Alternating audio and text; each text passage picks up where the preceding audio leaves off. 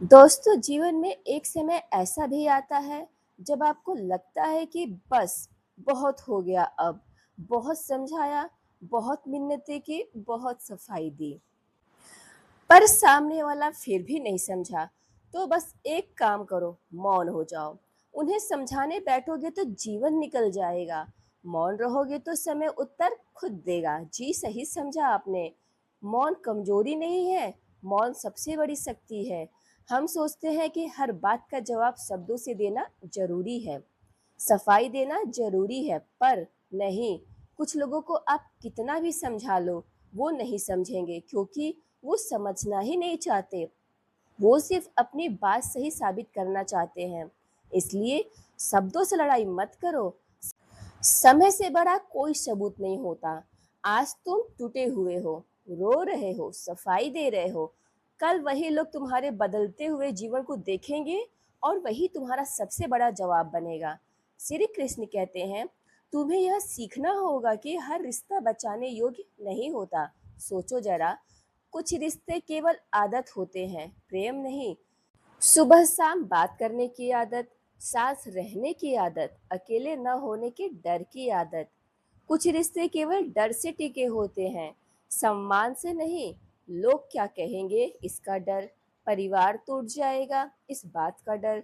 कुछ रिश्ते केवल सुविधा पर चलते हैं, सच्चाई पर नहीं।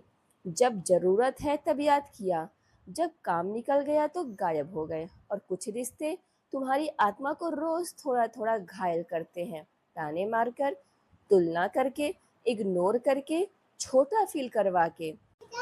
ऐसे रिश्तों को पकड़े रहना पुण्य नहीं है, बल्कि मूर्खता है।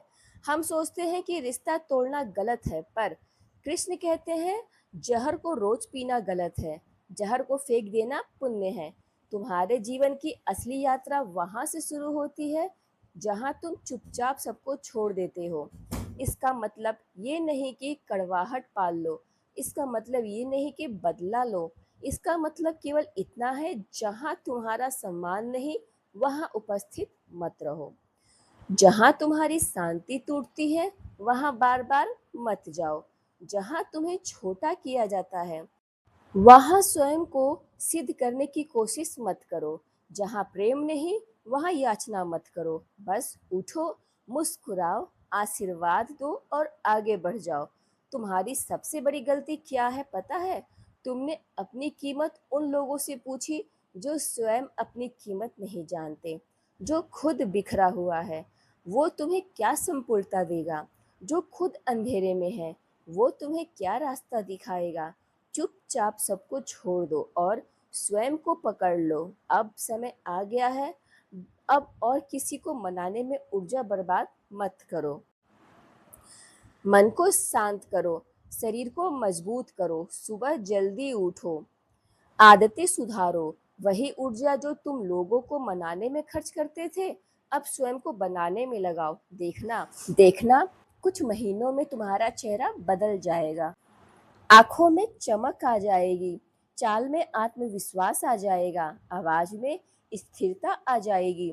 तुम्हें हर बार एक्सप्लेन करने की जरूरत नहीं पड़ेगी कि तुम क्यों दूर हुए।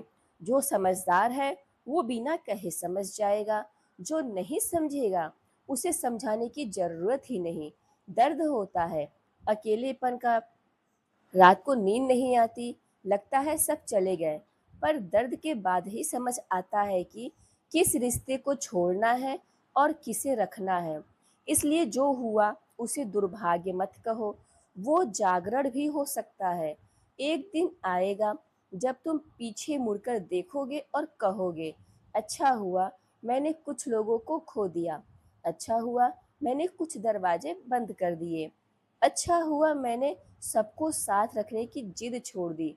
क्योंकि यदि वे सब बने रहते तो तुम कभी स्वयं तक नहीं पहुंचते, कभी अपनी दिशा नहीं पाते। कुछ टूटना जरूरी था ताकि तुम बन सको, कुछ बिखरना जरूरी था ताकि तुम संवर सको। अब समय है कि यह दिशा बदले। तुम्हें अब अपने जीवन को दोबारा बनाना है। जैसे टूटा हुआ घर फिर से बनाया जाता है, वैसे ही टूटे हुए मन को भी फिर से बनाया जा सकता है। कोई भी महान परिवर्तन एक दिन में नहीं होता, वह छोटे छोटे सत्य कदमों से जन्म लेता है। इसलिए जल्दबाजी मत करो, पर रुकना भी मत। सबसे खतरनाक आदत क्या है पता है? उन लोगों के लिए उपलब्ध रहना जो तुम्हारे लिए कभी उपलब्ध थे ही नहीं। दिल खाली है तो उसे ज्ञान से भरो, मन भटक रहा है तो उसे ध्यान से साधो, आत्मा रो रही है तो उसे संगीत और प्रकृति से भर दो। तुम देखोगे कि जैसे जैसे तुम दूर होते जाओगे, कुछ लोग अचानक तुम्हें याद करने लगेंगे। क्यों? क्योंकि उन्हें तुम नहीं, तुम्हारी सुविधा चाहिए थी। उन्हें तुम्हारा प्रेम नहीं, तुम्हारी उपलब्धता चाहिए थी। उन्हें तुम्हारी आत्मा नहीं, तुम्हारा समय चाहिए था। जो तुम्हें खोकर केवल सुविधा खोता है, उसने तुम्हें कभी पाया ही नहीं था। इसलिए लौट कर मत फंसना।